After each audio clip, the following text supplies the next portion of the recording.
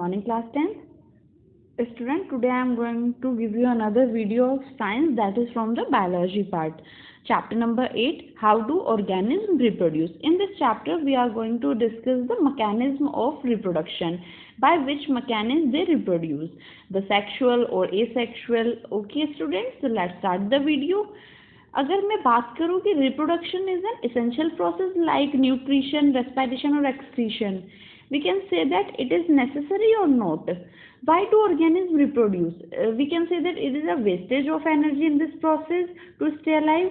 But the answer of the question is that it is obvious. We notice organisms only because of their reproduction.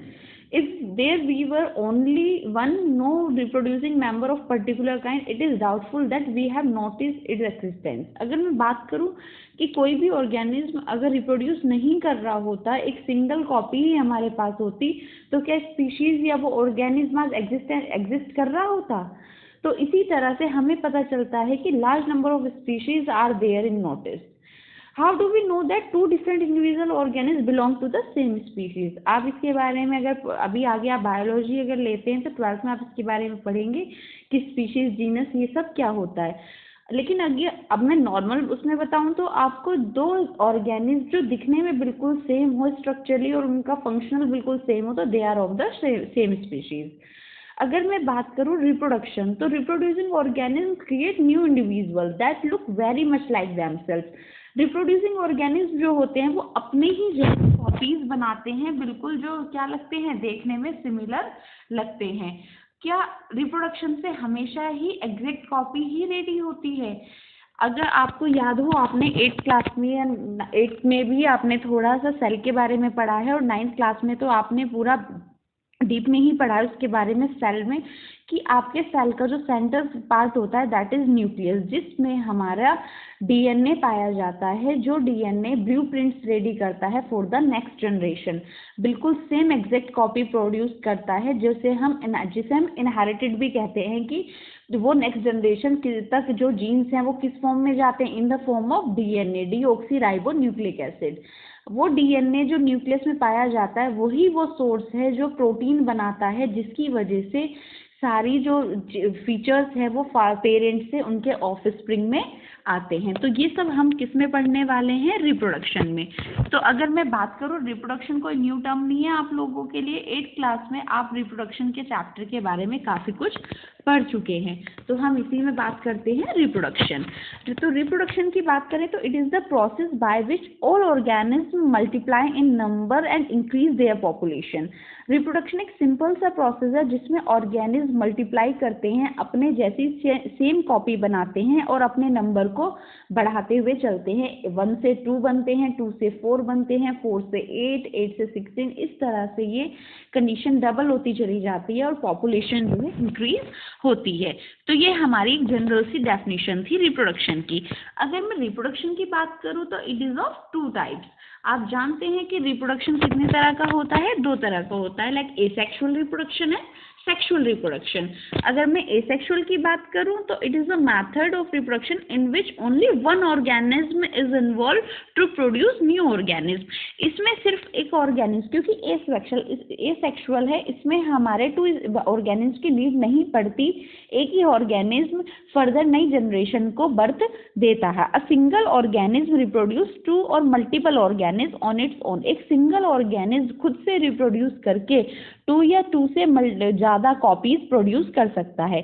This is seen in all unicellular organism. हम इसमें एक बात बोलते हैं कि अगर हम एसेक्सुअल की बात करें तो ये किस में देखा जाता है? सिंगल सेल्ड ऑर्गेनिज्म में, लाइक अमीबा, प्लाज्मोडियम, पैरामीशियम. ये जो सिंगल सेल्ड ऑर्गेनिज्म होते हैं या यूनिसेलुलर जिन्हें हम बोलते हैं, उनमें हमें क्या देखने को मिलता है? Asexual reproduction. और कुछ मल्टी सेलुलर ऑर्गेनिज्म भी होते हैं, फ्यू प्लांट्स, जो क्या करते हैं, सिंगल सेल से ही रिप्रोड्यूस करते हैं, उन्हें दूसरे अपने जैसे मेल गैमीट या फीमेल गैमीट की नीड नहीं पड़ती, वो अपने से ही नई जनरेशन को जन्म देते हैं. अगर सेक्सुअल रिप्रोडक्शन की बात करें तो सेक्सुअल मीन जिसमें सेक्सेस इन्वॉल्व होते हैं, जिसमें हमें मेल और फीमेल डिफरेंट दोनों सेक्सेस इंडिविजुअल चाहिए होते हैं फॉर गैमीट प्रोडक्शन. तो उसमें एक मेल होता है, एक फीमेल होती है, वो अपने जर्म सेल या गैमेट्स प्रोड्यूस करते हैं जो फिर फ्यूज होकर न्यू ऑर्गेनिज्म को बर्थ प्रोवाइड करते हैं। इसलिए इस प्रोसेस को कहते हैं सेक्सुअल रिप्रोडक्शन, जिसमें हमें 2 इंडिविजुअल्स की नीड होती है। तो this is the basic of this chapter. Then what is reproduction? Reproduction is the process of fusion of male and female gamete to produce the new organism, and it is of 2 types, asexual reproduction and sexual reproduction. अगर हम बात करें, categorise करूं मैं asexual reproduction को, तो इसमें number of methods होते हैं like fission, budding, fragmentation, regeneration, vegetative propagation. ये कुछ हमारे मेथड्स हैं जो किसके अंदर आते हैं? एसेक्सुअल रिप्रोडक्शन के अंदर आते हैं। और इसमें जो हमारा यूनिसेलुलर ऑर्गेनिज्म है उसमें से कुछ तो ऐसे हैं जो बाइंडी फिजन से मल्टीप्लाई करेंगे, कुछ ऐसे हैं जो रीजनरेशन से करेंगे, कुछ फ्रेगमेंटेशन का पाथ फॉलो करते हैं, कुछ बडिंग का पाथ फॉलो करते हैं, जो लाइक शुगर केन है वो वेजिटेटिव प्रोपगेशन करता है। तो ये हमारे पास कुछ मेथड्स हैं किसके? एसेक्सुअल रिप्रोडक्शन के। और ये आपका एग्जाम में इसमें से 1 मार्क का क्वेश्चन जरूर आता है कि कौन सा ऑर्गेनिज्म, कौन सा सिंगल सेल ऑर्गेनिज्म बडिंग से रिप्रोड्यूस करेगा। ऑप्शन में भी आ सकता है ये, मल्टीपल चॉइस क्वेश्चन में, और ये फिलअप की तरह भी आ सकता है। ठीक है स्टूडेंट, अगर मैं आपसे फिजन की बात करूं तो इसमें हमारी जो एक सेल है वो फिज्ड होके 2 में टूट जाएगी या मल्टीपल सेल्स में टूट जाएगी। लेकिन ये किस में होगा? ये एक तो एसेक्सुअल रिप्रोडक्शन है, तो ये मोस्टली यूनिसेलुलर ऑर्गेनिज्म में होता है। और हमारा जो यूनिसेलुलर ऑर्गेनिज्म में सेल डिवीजन होता है वो भी फिजन के मेथड से ही होता है। अगर मैं बात करूं तो for unicellular organism cell division, और we can say it fission, leads to the creation of new individual. इसी से ही न्यू इंडिविजुअल का अराइज होता है। Many different pattern of fission has been observed. हम इसमें बहुत सारे पैटर्न देख सकते हैं फिजन के। कुछ बैक्टीरिया, प्रोटोजोआ जो है वो इक्वली 2 सेल डिवाइड करके इक्वली 2 पार्ट में डिस्ट्रीब्यूट होते हैं। इनऑर्गेनिज्म जैसे कि अमीबा, एक हमारी सिंगल सेल जो उसका न्यूक्लियस होता है वो एक प्लेन से टूट के 2 सेल्स में डिवाइड कर जाता है उसका न्यूक्लियस। तो ये हमारा किसमें है? अमीबा में देखने को मिलता है। इसी तरह से अगर मैं बात करूं डेफिनेशन के फॉर्म में, तो fission is an asexual reproduction that is common in most unicellular organism.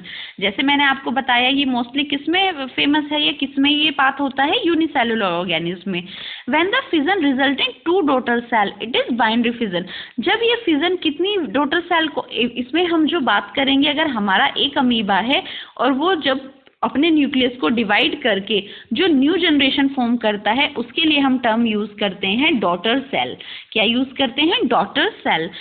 Then the fission is known as binary fission. Binary means 2, like in paramecium, in amoeba. जब एक फिजन से 2 डॉटर सेल बनेंगी तो that is called binary fission. और जब यही fission multiple daughter cell provide कराएगा, many daughter cell provide कराएगा, then it is known as multiple fission. और इसका एग्जांपल है प्लाज्मोडियम, जो कि हमें एनाफ्लीज मॉस्किटो से जो प्रोटोजोआ हमें अफेक्ट करता है, दैट इज प्लाज्मोडियम, जिसकी वजह से मलेरिया कोज होता है।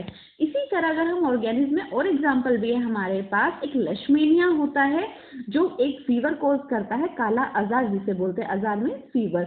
उसकी विप लाइक स्ट्रक्चर होती है, एक एंड पे टेल टाइप। वो भी क्या करता है? बाइनरी फिजन ही करता है। उसका ओरिएंटेशन बिल्कुल क्लियर होता है, वो सेंटर से अपने पार्ट को डिवाइड करके 2 में टूटता है। दूसरी ही तरफ कुछ सिंगल सेल की बात करें तो प्लाज्मोडियम का एग्जांपल मैं दे चुकी हूँ। इसमें एक एग्जांपल हमारे पास और है यीस्ट का। जैसे आप यीस्ट की बात करेंगे तो उसमें वैसे तो वो बडिंग में जाता है कि वो बड फॉर्म करती है, लेकिन उसमें भी क्या हो रहा है? मल्टीपल फिजन हो रहा है। तो यीस्ट में भी हम फिजन की कैटेगरी को देख लेते हैं। तो ये हमारे पास कुछ डायग्राम है जो मैंने आपके लिए यहाँ पर सेट किया। अगर हम बाइनरी फिजन की अमीबा में बात करें तो देखिए जरा, ये हमारा पेरेंट अमीबा है। आपको पता है ये एक सिंगल सेल होती है जो फ्रेश वाटर में पाया जाता है। माइक्रोस्कोपिक स्ट्रक्चर है जिसे हम नेक्ड आई से नहीं देख सकते। इसके सेंटर में जो इसका जेनेटिक मटेरियल कंटेनिंग पाया जाता है, इसका वो सेंटर में हमें मिलेगा क्या? न्यूक्लियस। ठीक है, जिसके अंदर इसकी जेनेटिक इन्फॉर्मेशन होती है in the form of DNA. ये कुछ समय जब इसका डिवीजन का टाइम आता है तो ये अपने न्यूक्लियस को एलोंगेट करना शुरू कर देता है, लाइक दिस। इसका न्यूक्लियस एलोंगेट होने लगता है और उसी में ही सेंटर का पोर्शन जो है इस तरह से ग्रूव बना लेता है, जिससे कि ब्रेकिंग में जब ये होगा तो दोनों तरफ न्यूक्लियस जा सके। तो यहाँ पे क्या हो जाता है? ग्रूव फॉर्म होता है। Division of nucleus and cytoplasm, और जो सेल के अंदर पूरा इस सेल के अंदर जो पूरा साइटोप्लाज्म एंड न्यूक्लियस है वो फर्दर 2 में डिवाइड हो जाता है और इसमें जो अराइज होती है बाइनरी डिवीजन से, दैट इज 2 डॉटर सेल्स। तो this is the example of amoeba. अगर मैं बात करूं लेशमेनिया की, जो कि एक फीवर कॉज करता है, ये भी एक माइक्रोस्कोपिक स्ट्रक्चर है।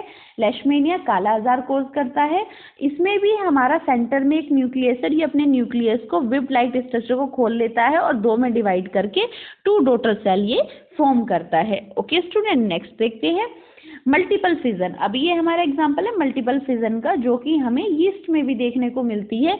जब हम बात करें ये फेवरेबल कंडीशन में रहती है तो ये अपने आप को एक सिस्ट डेवलप कर लेती है। यीस्ट की हम बात कर रहे हैं जो हमारा फर्मेंटेशन में यूज होता है, जिसका बायोलॉजिकल नेम है सैक्रोमाइसिस सेरेवेसी।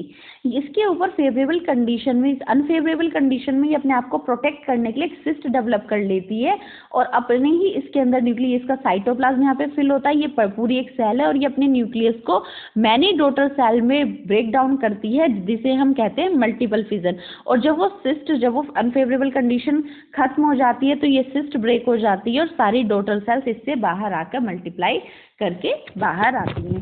तो ये स्टूडेंट हमारा था about the reproduction in which we are discussing the asexual reproduction, and in this we discussed the binary fission and multiple fission. In next video we are going to discuss the fragmentation, regeneration, budding, vegetative propagation. All these are the parts of asexual reproduction.